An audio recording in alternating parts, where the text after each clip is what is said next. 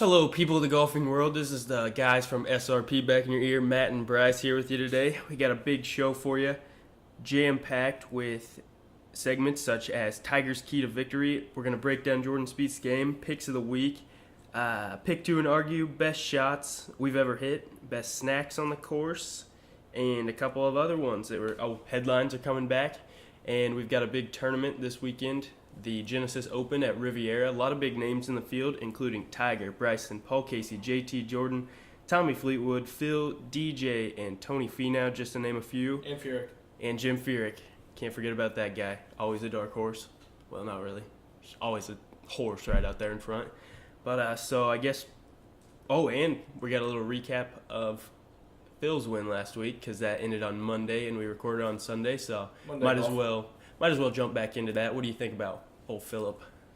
I thought he was going to. My hot take did not come true. I don't remember what it was. Who was he playing against? I have no idea. Oh, Paul Casey. Oh yeah, Paul Casey was going to beat him by 2. Yeah, That didn't happen. No. Phil smoked him. Yeah. That's yeah. If you remember last week, Phil was pretty ticked up. He was ticked. Going into Sunday night. He said he had 2018 vision, wanted to finish that thing out. Paul Casey's night blind, so he was like, "Nah, this ain't for me. We're not gonna finish it." So they came back in the morning, and Phil was still pissed and Did just. you see their first shots of the day though? No. It's on that par 3. They just both stuck it. Really? Yeah. Nice. Yeah, no, I didn't watch it at all. So I think I was in class or something. But yeah, so Phil turning back the clocks, getting win number 44, a little over halfway to Tiger. So yeah, he tied him in California. Tied him in California. They both have like 12 wins out there. 14 wins in Cali. That could change this week. Tiger gets that dub. So, yeah, I guess that leads us right into this week at Riviera. What do we think about the course? The layout's pretty cool on some of the holes that they have. Yeah. We were looking at the layout of each hole. What's your favorite hole out there? I got mine pulled up. If I was playing the course from tee to green, just looking at it, I mean, obviously I don't know like the tiers of green and everything, but just like looking at it, 15 would look good from off the tee for me with how I pretty tasty cut the ball, and I guess 18. Yeah, big fairway. I think just based off of how many ways they could set it up, hole 8 looks pretty sweet. They've got like 7 different tee boxes. They have 2 fairways. Only one comes into play at a time, and then the green's over by the left. Well, I mean, unless you want to go for it. It depends on how good of a golfer you are. That's fair. Well, I mean, you could either be really bad or really good. Yeah. You go over there. But so yeah, this week at Riviera, Tiger has never won there. It's a course he's played. I have that fun fact. This is the only course Tiger. I may have said this last week, but the only course Tiger's played at 10 times or more and not won. You know who else has never won here? One of the greats. Jack Nicklaus. Yep. Yeah. So Tiger was quoted as saying, I don't know if it was this week or a couple of years ago, but he said that like it would be a huge disappointment in his career if he never won Riviera. So he's gonna keep taking pokes at that one. Yep. But he should take some tips from Walt Disney. He's a member there. I think that's what he played his practice round with. Yeah. Is Walt Disney dead or alive? I'm pretty Walt sure Disney's dead. That's what I didn't know. He's been dead for like 15 years. Barstar. I didn't check that. Yeah, okay. So what do we think Tiger's keys to victory are? I mean, usually that's pretty obvious. Yeah. But, what I got here is he just needs to scare everyone else in the field, just like that's done. Tiger effect is on. Yeah. I mean, all the announcers are going to say that he's got to get the driver going. Yeah, that's just a given with Tiger. Yeah. If he gets a putter hot, it doesn't matter what the driver's doing, though. I think one big key to him that they don't talk about enough is just the bounce back stat. Like, after he makes a bogey, how often does he make birdie or better? Or bogey or worse to birdie or better? I think that could be big. Because usually, like, in the last few years, whenever it started going bad for Tiger, it's not, like, really bad, but it's, like, it's those rounds where afterward he's like, it was tough out there. He's like, it was a real grind. It was a grind. I pieced together a really nice 70 today. It was really good. My back feels great. And so, yeah, I think, after a bogey, he needs a good hole. It's really just about the momentum for him this week, getting confident on those greens at Riv. And good things could happen. So, who are your picks this week? Give us one. Tell us why. Furyk. I just went with gut picks here. Furyk's always up there, and wanted to go with a little bit of an older guy for one of my picks this week, so I did it. it's a course where you probably have to have some knowledge at. I guess these guys are newish on tour, but first off, I'm going to go with Cameron Smith. He's Ugly guy. very ugly guy. Yeah. Ugliest guy on tour? He's up there. He's up there. He's definitely up there. Not a great looking Aussie, but he's got some game. He's got three top 15s this year. Last year at this tournament, he led the field in bogey avoidance. So that's always a big one. I think he finished like 4th or something. So I mean, he's had a good track record here. I think he's had multiple top 10s, scared the winner's circle a couple times, and didn't make many bogeys. So I'm gonna go with him. Yeah, when you say scared the winner's circle, I don't think he'll ever get in the winner's circle. So He's already been there. no. All right. We'll go my second pick, Rory. Rory's been playing well lately, and I like watching Rory hit the long ball. Looking so, for another top 5. yeah. So, I mean, I need something here. yeah. So, yeah, this is Bryce's attempt to not go down 0-4 in the series. But You know what they say? 3-0. next one, not a real surprise here. I'm going to go with another horse. We'll just go Justin Thomas. I mean, he's just played solid at Riv, and he's pretty much a good cop-out pick any week. So, Yeah, he hasn't had a top 10 this year. is that true? Mm-hmm. I don't think that's true. I'm pretty sure. All right, we'll go with it, but I don't think so. This is going to be Justin Or Thomas. maybe in his last 8 starts. I think he has a win this year. Maybe not. I don't know. Anyways, yep, I'm going JT and Cameron Smith. Who are yours? You got Rory and Furyk? Yep. All right. Keep tabs on them. Have to write those down. What do we want to go into next? We could just start breaking down Jordan Spieth's game. Jordan Spieth. All right. We're going to go. Typed here, so. Yeah. We're going to break down Jordan's game. We'll start. Last week we did green to tee. We're going to go tee to green this week. So, driver. We'll go. We'll kind of compare it as his careers went on, 2015 to now. It's 2015. I mean, really, the driver hasn't changed a whole lot. I feel like it's kind of the make or break for him, though.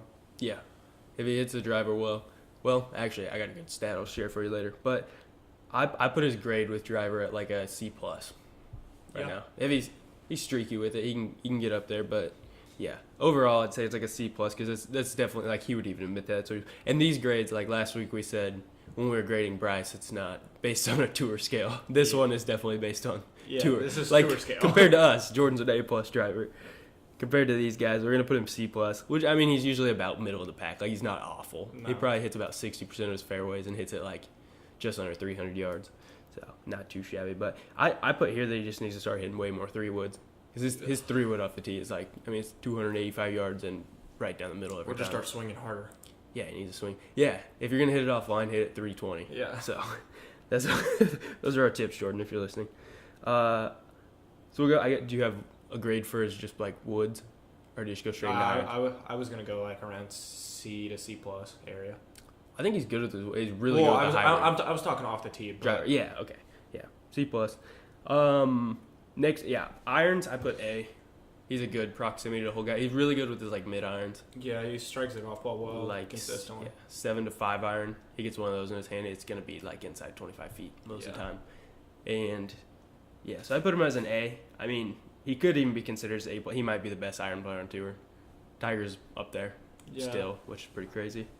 Him and Tiger are pretty much the class of the PGA Tour. I mean, everyone's seen the 8-iron picture of Tiger's. Yeah, when you stripe it that solid, you put about a dime on there, and he hits that every time. Did you see? This is a little off topic, but did you see the picture of his putter that has the little? Yeah. Did you see the quote about like he told his kid, he's like, kids, you can touch any golf club in this house, but if you touch that putter with a red dot on it, like you're gonna be in trouble or something like I didn't that. see that. Yeah. He's like, do not touch the putter with the red dot. So yeah, that thing's won like 11 majors. Yeah. So that putter might be. It's got some history behind it. What do you think? Do you think he'll just keep that forever? Like it'll just Yeah. always be in his family? Or what if that thing got put up for auction? I'd sell everyone's life for that thing. That thing would go for over $1 million. Oh, I bet if you got the right guy, that's a $10 million putter. That putter's won. I draw $100 million. Yeah. Yeah, I mean not just the putter, but yeah, kind of. He one tournament. He just played all putter. That putter's won a lot of money. Well, Yeah. okay, next Jordan's wedge game. Pretty spicy. It's pretty good. Yeah. I was gonna say like I don't know, he can play every shot. He's got the low tread, high. He can work it. Well, he can. I guess we'll keep that for shot shaping. But with his wedges, he's pretty good. He can put some zip on him. He can control the spin well. It's fun to watch him spin one back real fast. Yeah, and the thing that's so ridiculous about those guys is like how accurate they are with their spin control. Like if they only want to spin it a foot, they're just gonna spin it. Or they're just looking for the one hop stop. Or oh god, he's really. If you ever watch him, when you watch Jordan in person, he hits a wedge. It looks like he blades it. Yeah, it's so low. It's awesome. So yeah, I'd probably go with another A or maybe even like an A+ right there. And then I was gonna say short game. We'll just go putting in general. Depends which year. 2015. 100%. 100%. A+. He made more putts outside of 25 feet than anyone's ever made. As of recent, what do we think is the reasoning for the putting? I don't really want to say. I don't know. I think in the off season, I think it's more of like a mental thing. I saw a thing that Greller said that he putts so well at Augusta because he doesn't get in the green reading book. He doesn't look at it at all. And at all these other courses, he's like on every green, he's looking at it every hole. Yeah. And Greller wants him to stop looking at the green reading book and just putt by feel because he's such a better putter that way. Yeah. I mean, that's probably what it was. Like 2015, he was obviously playing pretty carefree. I think with a lot of those guys, they'll go back and forth between like going back to the fundamentals and then they'll be like, I just need to be more of a field player. I think they're just trying to find like the line to straddle, and I just don't think he's comfortable over it right now. Which when you're making everything from 20 to 25 feet, it kind of frees you up from 5 to 10, and he's still really good from 4 to 8, 5 to 10, but just really inside 5 or 6 feet has been bad. Mm-hmm. I heard he knows it too. Right after the putt, he was even easily bottom half on tour from inside 5 feet when he in 2015 when he was winning. But I heard someone say that the margin of being bad on tour and good is so small. It was probably just because he was in the final group so many times that he was playing with a ton of foot traffic. Yeah. So he was probably missing more short putts, which he probably still of inside 4 feet he probably still made 97% of his putts. Yeah, it's crazy. Which is really good. But yeah, right. I mean, right this year he really hasn't been putting that bad. No. I'd say right now he's probably in the B- range. Yeah. 2015 it was an A+. For sure. Last year it was, for him, he would probably say just a D. Oh yeah. Or he put it low. Yeah, I'd say he's worked on it a lot.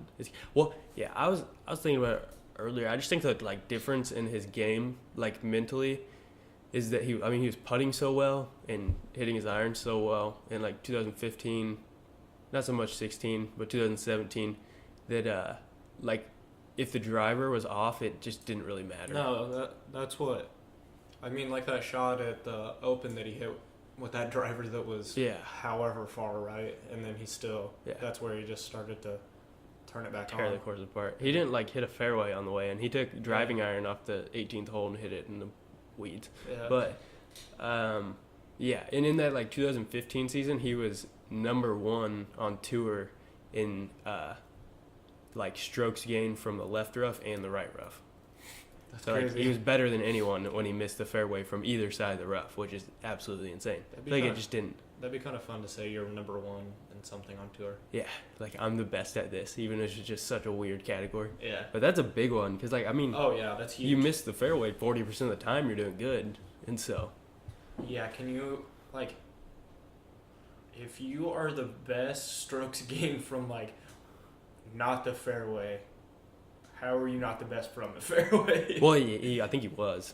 He was up there. You should be. But they were saying that usually if you miss the fairway, you're gonna have tree limb and stuff. So that's when he would have to get creative and shape it. Whereas not as much from the fairway. And so he's just so good at playing a draw or a cut just on command. Yeah, he's a good shot shaper. Yeah, I was gonna actually put shot shaping in there, but he's good at it. He's really good. He's one of the best. I think that was going to take me, we'll just kind of a segue, not really connected, but mental game kind of reminded me of this. So what we were going to get into this week is how we think the mental game on tour has changed in respects to how much they make now versus what they used to. Yeah, it was kind of you're like they obviously still make a life out of it now, but like so many of them now have so many sponsors and everything. If they don't play well every week, it doesn't matter because they have Under Armour, Nike, and everything like that paying them so much money for commercials and everything like that. Well, I mean, even if you have a horrible tour season and finish like you're 150th in the FedEx Cup, like just off of winnings, you're probably making I don't know, like $1 million, which ends up probably being like 500,000 for you. Yeah, like which is a lot of money. Yeah, they're still making a pretty penny there. That's what I think. It's so much easier for them now to be friends. I mean, like, just imagine if you're in the like Arnold Palmer, Jack kind of turned. Still Jack Nicklaus. He only made like less than $5 million in his whole career. Mm-hmm. So those guys, like, it's probably not easy to be friends when every week, because there was even like a point on tour where like if you didn't finish so high a certain week, you didn't get to play the next week. Yeah. So, and like if you won in the mid like 50s and 60s, you're maybe taking home $5-10 grand. Yeah, and if you do that every week, you're gonna be making a decent living. But some guys, like, that was their second job. Yeah, if you're not in the top 10 every week, back then you're hurting for money. Yeah, and now, obviously, if you miss the cut, you don't make any money. Actually, from sponsors and stuff, you would. Yeah. But even like now, just off of earnings, you make the cut, you're making 15-20 grand. Yeah. Whereas like some guy who was decent back in that day, that's his like whole season. Yeah. And he may have even had a win mixed in there. Which that's crazy to think about, that how much money is changed for tour players. Like now they don't ever have to hurt for money. Yeah. And it's like crazy to say that it's all because of one guy.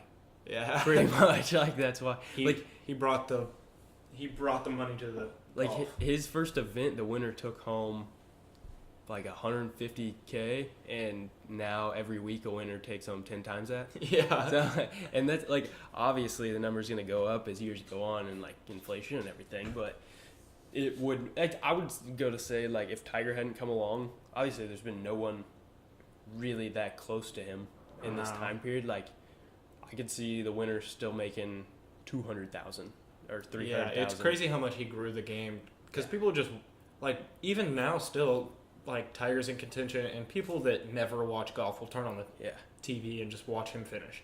Yeah, which is, that may be like, I mean, obviously he's had a good mental game since he was like a kid. Yeah. But when he came on, like, you had to play well to still.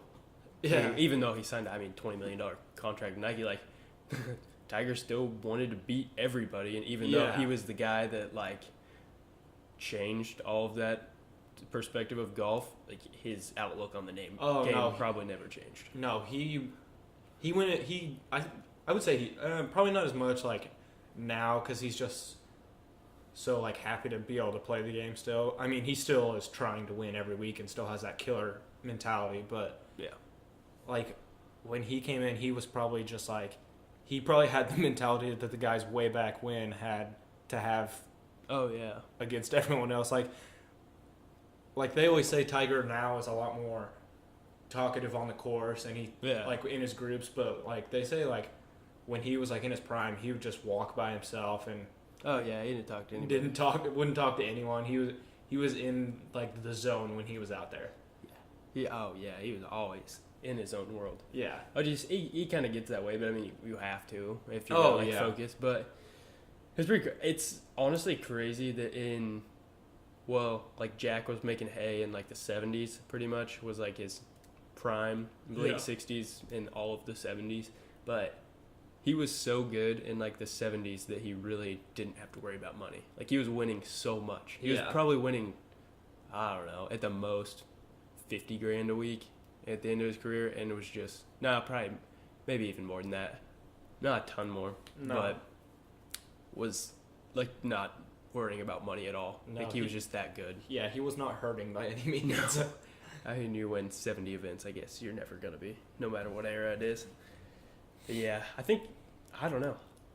It's definitely made the game more fun to watch, because I mean they probably play better golf too. When they're not under like such stress. Yeah, even if because it's not like none of them just are there for the. I mean, they are there for the money, but they're there to win. Like they're not just happy if they finish second and go home with the paycheck. Like, I feel like golf is one of the games that the players truly love the game and not just do it for the money. Yeah, Oh, definitely. I mean, like NFL players and NBA players, they always say that they love the game, but like to an extent, they probably like, especially NFL players, they don't like getting just beat to crap every week. But Well, those guys are just a different breed. yeah, So it's hard to say at like the professional ranks, but golf it's I don't know. It's definitely a different mentality. I think over time it probably has taken a little bit of the edge off, but from Tiger, like with more money brings more like popularity to it and more eyes, and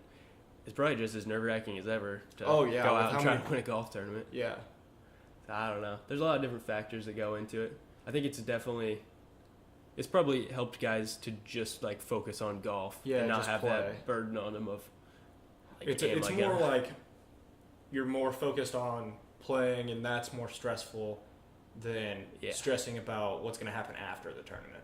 yeah, definitely.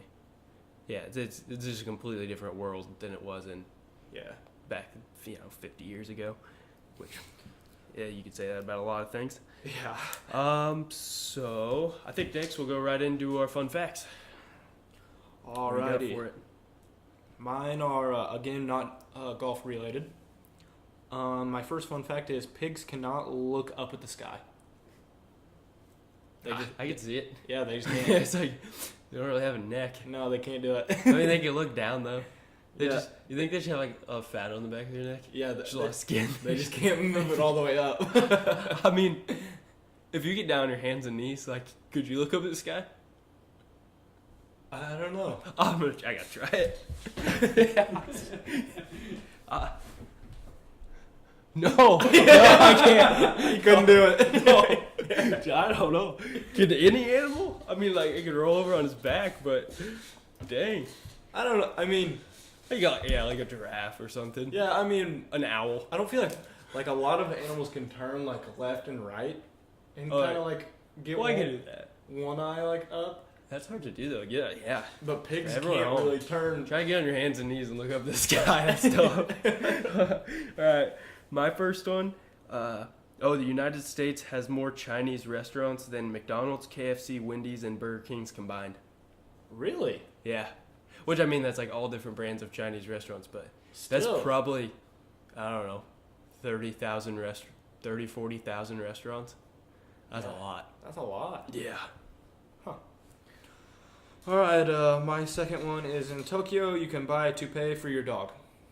That'd be pretty sweet. I feel like you could order one from. Why would your yeah. dog? I don't know. Has anyone ever had a dog that went like male pattern baldness on him? I don't know. How does that happen? I don't really get that. I don't know. Someone DM me if they have. This one's pretty fun. China has more people that speak English than the U.S. does. Whoa. Yeah. I mean, there's just that many people in China. Yeah. Yes. Huh. Yeah. They probably just have more people that speak English than we even like have in the U.S. Yeah. People. Yeah. That's pretty. Well, we have babies too. Yeah. Do they they don't speak have English? babies. Yeah. They just come out speaking. They just come fluent out as English. like they just come out as like 40-year-old workers. Yeah. Yeah. That's all I got. Yeah, that's all I had. Okay. What do we want to go into next? Your pick. We could Go headlines. Yeah, let's do headlines. Okay. My first one. Spanish man builds 60-foot spaceship to visit planet from his novels. Did he make it? I don't know. I didn't read the extra. I don't want to ruin it for me, so I'm gonna assume he did, and he's having a good time. Good for him. He's probably listening. It's like props to you, man. Yeah. It's Go like you. they said it was like a 60-foot spaceship, and it weighed like 2,000 pounds. Like it's just not enough. Just didn't check any of the boxes. It's not gonna work. All right, my first one is would-be bank robber rips up note after getting cold feet. Like, cold feet as in he got scared. He had the note written up, like, on video they could see the note, and it said, like, one of those that you just hand to him. It says, give me the money. And he got scared and just ripped it up and left. You can't get in trouble for that, then, can you? I don't know. Like, what if I just wrote on a piece of paper right now? Give me the money. Yeah. And you just were about to slide it over to me, and then you just ripped it up. Yeah, then I get scared. But Brandon saw it. Well, your dad's a cop, Brandon. Would I go to jail? Text Reggie. Okay. We'll get it figured out. All right. My next one. Oh, 2 elderly men sneak out of the nursing home to attend heavy metal festival. Oh, I have a nursing home type deal one too. That would be awesome. There's some great clips from old people just doing weird things. Yeah. I mean, I work at one. Yeah. I can attest. If we had people get out of there and go to a heavy metal festival, just come back with like shirts and like Kiss painted on their face, like, I'd be cool with it. It's whatever. Yeah, good deal. All right, mine is Grandma leaves cheeky comment to naked butlers who come to care home on her 100th birthday. What? That was just too long for me, but I think I got it. Yeah, so this grandma there were naked butlers that came to her care home. Yeah. All they had were like they're tied around the waist, like the little, what are those called? Fanny pack. Kind of. Sure. We go with it. All right. Holster. Sure. Okay. Fanny holster. Fanny holster. Fanster. But Holy two pack. guys came that were naked, and they were just like, she's 100, so I guess give her a good time. And she left some weird comment on there. It didn't say what the comment was. Huh. Yeah. Just get that on.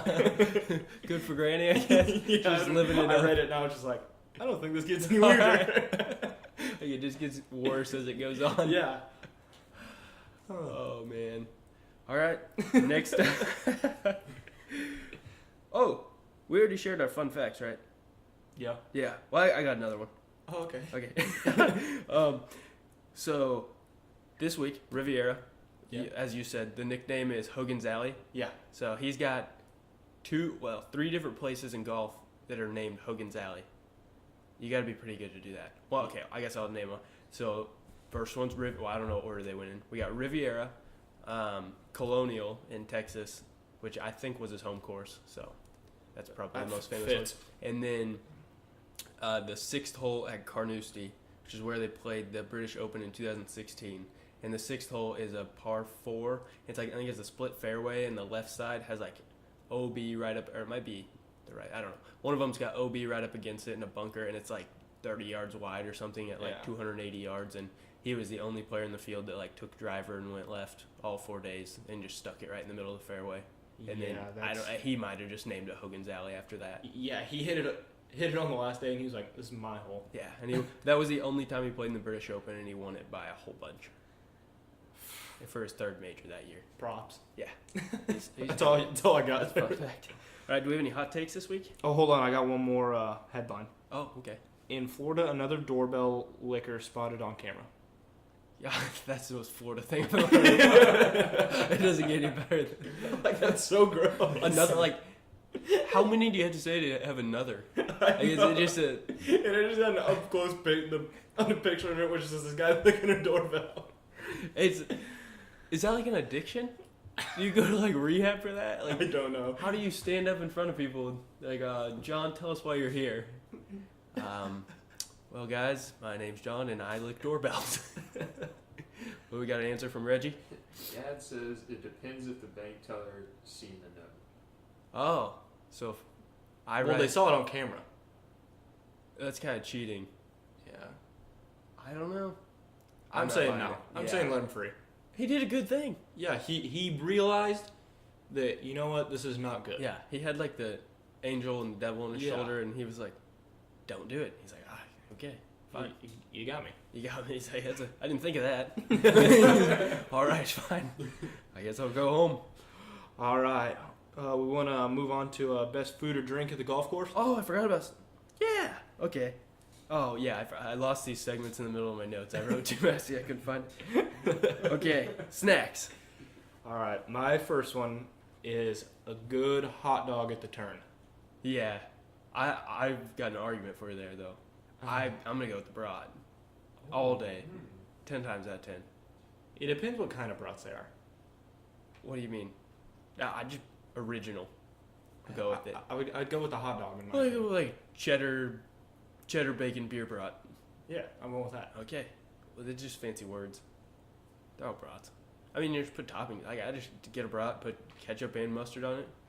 2 packs of ketchup, 1 pack of mustard. set to go. Fun fact for everyone listening: Matt and I normally did not like mustard on our hot dogs, and Tom Watson came to our home course for the opening of a junior course that he had prepared. I do remember this. And we saw he was in the line in front of us. We did get pictures with him, just an FYI. But big time. he was in front of us, and we saw him put ketchup, and we were like, "Yep, we knew it." And then he put mustard on too, and we were just like, "Oh my god!" Yeah, I think I have to do it. So from that day on, me and Matt have put Ketchup and mustard. Ketchup and mustard on. It's the only way to go. Yeah. Yeah. Thank God he didn't put relish. Yeah. Oh yeah, no, I would have stopped eating hot dogs. No, I'd I'd been like, I can't do it, Tom. Yeah, no, you can't put everyone on there. You can't put that pressure on me. The Tom taught us a lot of things that day. He also, when we asked him like how you hit the ball into the wind, he just said hit it solid. Yeah, he just gave us the tiger answer. Oh, okay, And we were just like, that works. How do I do that? like, thanks. Okay. He's like, yeah, if you just hit it solid, the wind won't mess with it. I'm like, yeah.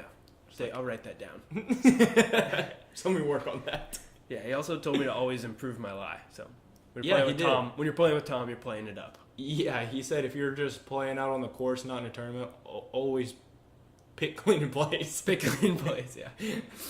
Oh, Tom got me that day. I was caddying against him. Yeah, he did get you. Yeah, I was the. he was a better man that day. I held the scores, and that was pretty fun. Yeah, that was a good time. I felt pretty official. Yeah, I was That was walking around. fun. And we had, you know, when you see on Sunday when they had the like big wooden score things, and yeah, I was walking around with one of them and had all the 1 under, 2 under cards and everything, yeah. and I was changing it. And That's the way to everything. go. It was pretty sweet. So that's our first snack. Yeah. Oh, we like power. Is that like your go-to? It's your number one? Yeah, that's the first thing I thought of. I might go. I was thinking brat, but what are the? Oh, I might go with the cookies. Grandma's cookies. Grandma's cookies. You toss one of those bad Oh. boys in the microwave. No, I'm going and stealing the leftover Casey's breakfast pizza from behind the counter. Yeah. Yep. Our home course always has homemade. Well, not really homemade, but Yeah, I don't know why I Casey's said breakfast homemade. pizza. I said homemade and it just kind of stopped, and I was like, "Why'd you say that?" I'm going and taking pizza and donuts as Yeah. one food. All right. My second thing I got here is a cold blue Gatorade on a hot summer day. Oh, you're going blue? Yeah. If I'm out there, and it's hot. Well, they only have like 3 flavors out there. You have blue, red, orange, Oh, Purple? purple. or yellow. No, they have a lot of yellow. Yellow's in the back. No one drinks it. No one drinks the yellow. It's always I'll in go the into the back room and get one of the yellows. Yep. My last thing I have is just what this is what I keep in my bag: peanut butter crackers. Yeah, pretty good. I have And to if go- I'm feeling risky when I go to the store to buy this, I'm going peanut butter and jelly crackers. Oh, I don't know if I've had those. Oh, they're great. I'm a big cheese crackers guy. You like the cheese? I like the I don't like the yellow crackers. I like the white ones. Like Oh the, yeah. The, I got it. I know I what don't you're know talking what about. kind of cheese it is, but yeah, I don't either. it's what it is. Good. Is it cheddar? No, No. it's a light color. I don't know. I like cheese crackers, but I like the right ones. Swiss? Maybe. I don't know. What I don't cheese- think it is. Have but- you ever had the jalapeno ones? Yeah. Yeah, those are the good Yeah, ones. those are the those good are my ones. favorite. Yeah. With peanut butter, you have to have something to drink with. Those ones just. Yeah, see, I tend to forget to drink water when I'm out on the course, and I get to like Yeah. the turn, and I'm like, oh my god, I feel like I'm about to die. So I try to eat peanut butter when I'm out there. I think to make me thirsty. with that in mind, I think you're gonna feel pretty silly on my next one because I'm gonna go Whole Five's water fountain. Oh yeah. Whole Five's water. For those of you who don't know, I'm sorry, but Whole Five at Mazingo has the best water fountain on planet Earth. Yeah, we have been searching. Well, it's just kind of like a life Oh, event it's that you yeah. do. Like it's ongoing. I'm gonna start broadcasting them. Yeah. I found one that's close. Yeah, you told me about it. I don't know if it's as cold, but the pressure's better. Yeah, when you go to a water fountain, we're looking for a good pressure. Yeah. But I don't know. Is there an amount of pressure that's just too much? Yeah, I think if it shoots over the water fountain.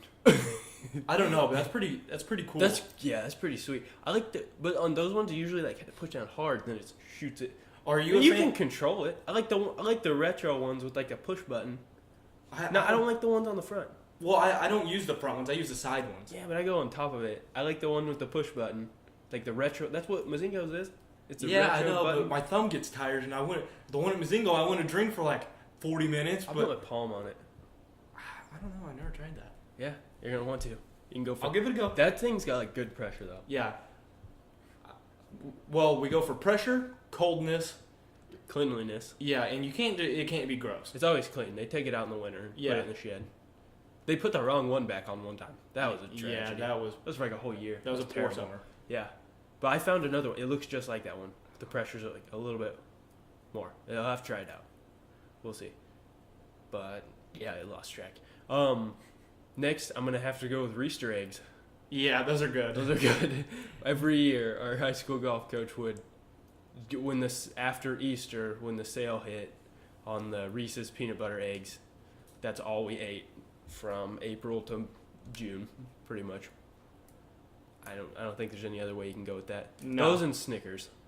Oh, the Scooby snacks. Oh, Scooby snacks. Scooby snacks. I don't know if I ever ate a bunch of Scooby. I maybe had like one she handed me every Yeah. time, and I was just like, In your back saying, she's like, "Oh, Matt, you want a Scooby snack?" And you're like, "No." there's a tiger stop on it. He's like, "Oh, they messed you up." Nope, you're good. Keep going. Yeah, but that's all I have for food and drink at the course. Yeah. I think that's what I got. Okay, I think we go into best shots you've ever hit. I have one. What is it? It I guess was best shot. You can only really have one. I was on hole 11 at historic Fairview Country Club. Yeah. And for those of you that don't know, Fairview is a piece of work. Best course I've ever played. Yeah, yikes. But hole 11 was we were in conference, and hole 11 it kind of doglegs left, and from the fairway the green is elevated, so you can't like see, and there's like a big tier in it. Okay. And the pin was right in front of the tier, I want to say. No idea. I did not do the same thing as you on this hole, so I don't remember. Yeah, but it was right and I was down. Well, it wasn't like match play, so I wasn't down, but I was behind one of the better golfers in our conference. Well, one of like the top 5 golfers in our conference. I'd say top 2. Yeah, Maybe the best. in our conference, Brooks, and we won't drop any last names so he doesn't get crazy messages on his social media. Yeah, but, no death threats or anything. Yeah. I keep it clean. Yeah, but It's all good fun. was behind him. Well, we both shot. 71. Well, it was 34. 37. Yes. I'm yes, right. 34, 37, and we were on the back 9, and he started. I think he might have eagled the 10th because it's really short, you know. Yeah. I think he eagled the 10th, so I was just like, "Whew, boy howdy, that was good." Yeah. And then I hit driver in the fairway, which is very rare for me on a dogleg left. Bubba just stepped like a foot. We're watching the tournament, and Bubba just hit a tee shot and stepped like out of the batter's box. Oh my God, he was trying to dodge a pitch. But I then had 100 and so yards and hit wedge, and I couldn't see the green, so I just started walking. And then there was some player that was on the far right of the fairway, and they just looked at me and screamed, "It went in!" And I was just like, "Yeah, it did." He just licked the finger and pointed down. He's Yeah. and one. Gave it the whole M1. So that's my best shot. Yeah, Just for the That's pretty scenario good. it's in. I would probably go with the one that you hit into the tree in the playoff and tried to catch. That was good too. Yeah, later that day I was in a playoff, and I tried to hit a punch shot with a wedge because it was That just sounds bad. it was a pitching wedge, and it wasn't really a punch shot. I just had to keep it low. Yeah. And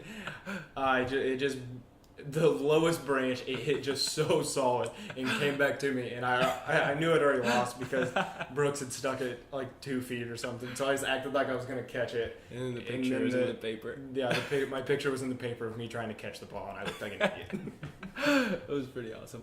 And meanwhile, through like 16 holes, or no, I was probably like through 12. I was like right in front of you guys. I was like, oh, I'm like 1 over, about to win this thing. And then I'm like, hey, Bryce, what are you at? And you're like, I'm 2 deep right now. I was like, oh, I guess 3rd place is cool. Yeah. 74, cool 3rd. Didn't have to be in that pesky playoff, you know? Yeah. I think you guys, I may have another one for you. I think you got to think of like one more because I have like three. But Okay. I'll share my first one. I'm going to go to beat Grant Boudreaux. Oh, yeah. I just got my license, I know. I was 16, so I was like, just before junior year of high school, in Mike Series, the St. Joe City Championship. First day at Moela got canceled. Second day we played Fairview, shot like 78 or something. And then St. Joe Country Club, we were coming down the stretch. I saw Grant after like 14 holes, and he was like 2 over, and I was only like 4 over. I beat him by a few the day before, and so I was still up, I knew. And then I made a couple bogeys in a row, like 3 or 4. So I was like coming to the 18th tee like this. No, I think I might have known before 18. I made like a double on 17 or something. I was like 6 over. Or no, I doubled 16, yeah, to go 6 over. 6 or 7. Came to the 18th tee, and then striped a driver, like, it was uphill, so probably like 285 down the middle. Had about 240 in. Took Bryce's stolen hybrid that I took Yeah, he just took it out of my bag. his house. Yeah, out of his bag. I was like, I need this week. I'm pretty sure my bag was in your truck. Yeah, I just took it. Yeah, and you just pulled the hybrid out. Yeah, I Like, pulled the I need hybrid this. out. Yeah. So from 240 out, stuck it to the front of the green on the par 5. Or no, front fringe. Just absolutely hammered it. I think it was the only time I hit it all week. And I just It was. nailed it, yeah. Then chipped up to about 4 feet, and at that point I knew, we were tied, yeah. So I had to make birdie to win, and then just potted the 4-footer. So I'd say the hybrid. The hybrid was the pinnacle right there, and it was to beat Grant. So It's fun. that's good. Thanks, Grant. Then, I'm gonna go with. This is me and you. This is the one I was thinking of. The 4-iron, 6-iron combo to eagle the par 5. Yeah. This is simulator? This is on the simulator. Everyone else, we were playing irons only simulator game with like 3 other groups Yeah. of our friends, and we went. Bryce had the Rocket Blades irons. He took 4-iron about 255 off the tee because those things were hot off the face. I had like 200 in, pulled 6-iron, stuck it to like 5 feet for the gimme eagle putt. And then we looked at everyone, death glare, Just walked out. Yeah, that was a good one. We are still the champions of that as of now. Yeah, and then my other one, I was just gonna say I made like a 40-foot putt one time to finish off a 3-hole stretch of eagle, birdie, eagle. So Oh yeah, that was crazy. that was pretty cool. And I parred out for the 31 or made a bogey for 32, I think. So that was fun. Yeah. Got any more? No, that's all I got. All right. I think that's all we got for this week. We'll be back with you probably maybe Monday to recap this tournament. Monday, sometime early next week. Recap this. Hopefully, Tiger, one of our favorite players, gets a big win this week at Riv. That'd be fun. Yeah, we're looking for an exciting finish here. Had a few rain delays, so hopefully the weather can clear up and we don't have to go and do another Monday finish. Oh, But- and by the way, I just wanted to get this out there. Phil's pullover Valentine's Day jacket, it's god-awful. it's too much. It's He terrible. tried too hard, and Phil just don't. Phil just lagged off the screen. But And he's popping the collar with it, too. We're watching it right now. Phil looks like he does not care at all. That 44. When he signed a contract with Workday, he didn't care at all from there on out. Yeah, KPMG and like Phil's body language today looks like 44 was his goal for career wins when he was like 12, and now he just quit. Also, He looks like he's been on a week-long bender. yeah, how long has he had that watch that he always wears? I don't know. Oh, did you see the coin that he is playing with? He has like a 50-cent piece that was his grandpa's from like 1742 or something. No, it was like right at the turn. It was like the night. It's an 1800 something year coin. He said his grandpa like carried it in his pocket everywhere he went, so that's what he uses to mark his ball. That's kind of It's cool. like, how have I never heard this my. before? That was a bad lip out. Yeah. Jordan is on. Yeah, Jordan's playing well. I mean, that's partially why we picked to break down his game, but Yeah. he's got to put together some more rounds. He's put together about half of one. But, yeah, Brandon, don't tell us what to do. Okay, I guess we got to wrap it up. So we'll be back later on this week, or not this week, Not early this week. next week to wrap up this tournament. And we'll have another jam-packed show for you. We'll see whatever tournament's coming up. And thank you, guys. Thank you, guys.